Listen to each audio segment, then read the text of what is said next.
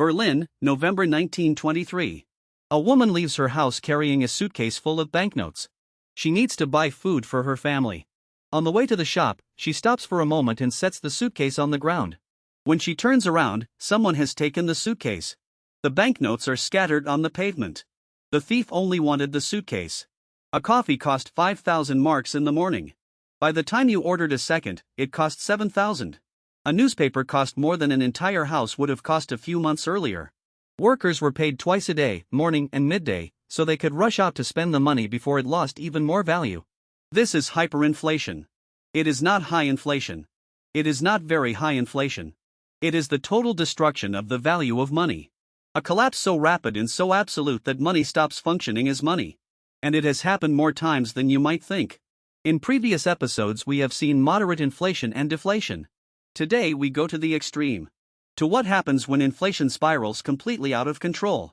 The economist Philip Kagan defined hyperinflation in 1956, a monthly inflation rate exceeding 50%.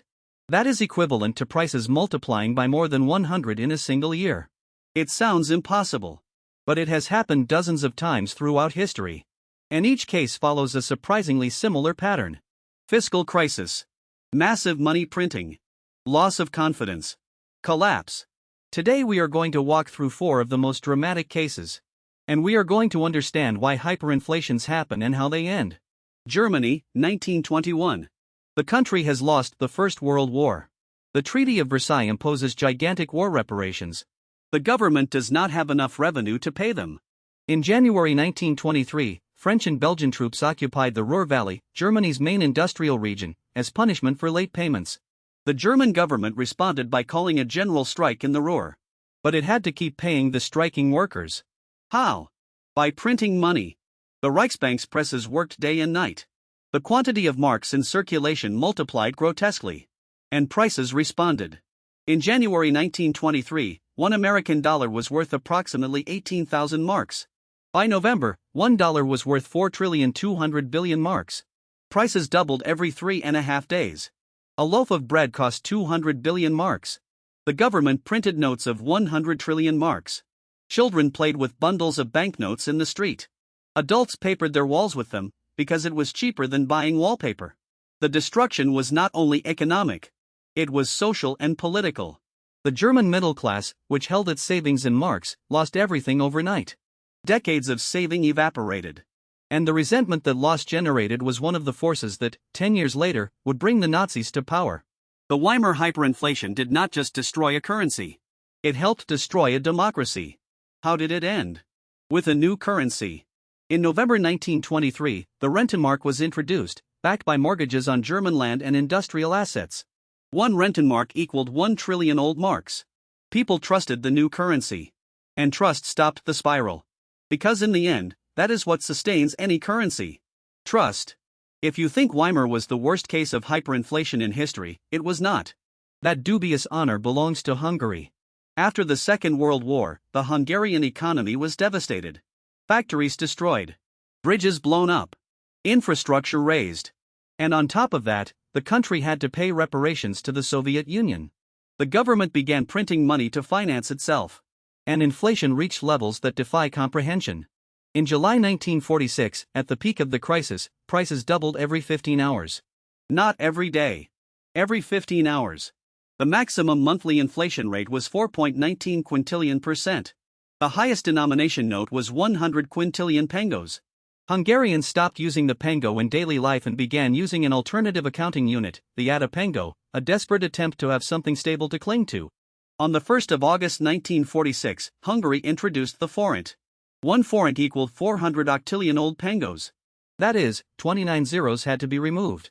The speed and magnitude of Hungarian hyperinflation remain, to this day, the most extreme ever recorded. And they demonstrate that when trust in a currency is destroyed, there is no limit to how fast it can collapse.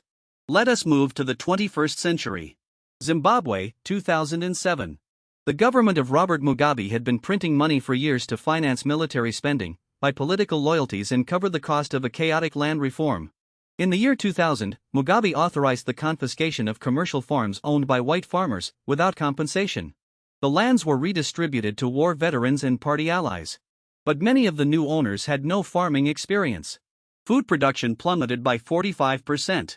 A country that had been a food exporter became an importer. With the economy sinking, the government resorted to the usual solution: print more money.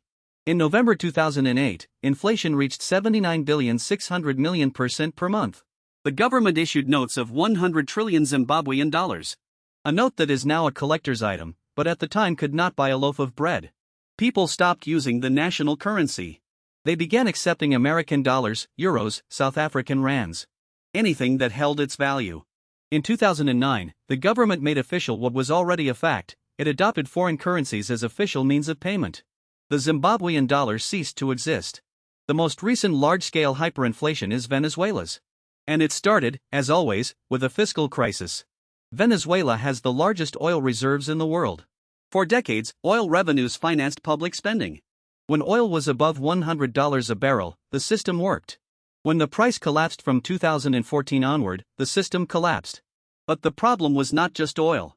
The government had imposed price controls that made domestic production unviable. If the maximum price at which you can sell a bottle of milk is lower than the cost of producing it, you stop producing milk. And that is exactly what happened. Supermarket shelves emptied. To cover the deficit, the government printed money. Inflation went from 274% in 2016 to 130,000% in 2018. The human cost was devastating. More than 7 million Venezuelans have left the country. The largest migration crisis in Latin American history. Families torn apart. Qualified professionals driving taxis in neighboring countries. An entire society ripped apart. Argentina is a different case. It is not a single episode of hyperinflation. It is a chronic condition. Between 1975 and 1990, average inflation was 325% per year. In 1989 it reached 5,000%. Argentines lived queuing with calculators, trying to buy anything before the price went up. In 1985 a new currency was introduced, the austral, to try to stabilize the situation. It failed. In 1991 the convertibility plan was launched, 1 peso equal to $1, by law. It worked for a decade. Inflation fell from 600% to 4.6%. But the rigidity of the system accumulated tensions that exploded in 2001, with one of the worst economic crises in Argentine history. Sovereign debt default. Freezing of bank deposits. Riots in the streets. What differentiates Argentina from the other cases is persistence. It is not an event. It is a pattern that repeats generation after generation. And its root is always the same: the recurring inability to balance public accounts. The fiscal deficit is covered by printing money. The money loses value. A new currency is launched. The cycle restarts. If you look at these 4 cases: Weimar, Hungary, Zimbabwe, Venezuela, and add Argentina as a chronic case, you will find a pattern that repeats. First, a fiscal crisis. The government needs to spend more than it takes in.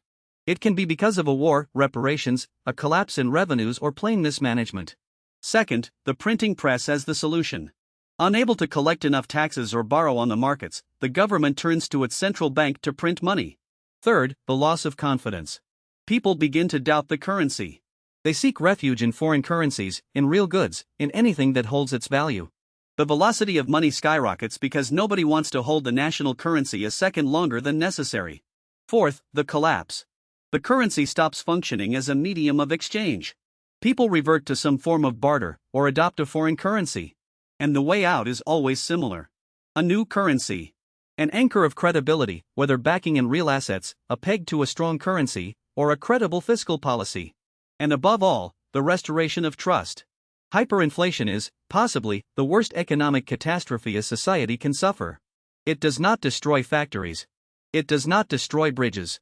It does not destroy harvests. It destroys something more fundamental: trust in the system. And with it, it destroys the lifetime savings of the most prudent families. People who saved for decades see their effort evaporate in weeks. Retirees who depended on a fixed pension fall into poverty. The middle class is pushed into misery. And the consequences are not only economic. Hyperinflation radicalizes. Germany after Weimar is the most terrifying example. But Zimbabwe also saw how the economic crisis fed political repression. And Venezuela saw how millions of people chose exile. When money stops working, the social contract breaks. And repairing that contract takes generations. 3 ideas to take away from this episode. First, hyperinflation always follows the same pattern. Fiscal crisis, massive money printing, loss of confidence, currency collapse. Weimar, Hungary, Zimbabwe, and Venezuela demonstrate it. Second, hyperinflation is always cured in a similar way. New currency, anchor of credibility and responsible fiscal policy.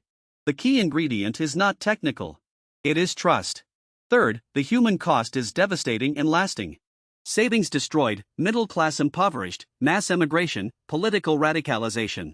Hyperinflations do not just destroy currencies. They destroy societies. Hyperinflation destroys economies. But something more subtle and more systemic drives economies through cycles of boom and bust, the accumulation and dismantling of debt. Debt is a machine. And it has its own rhythm. In the next episode, we are going to understand that machine.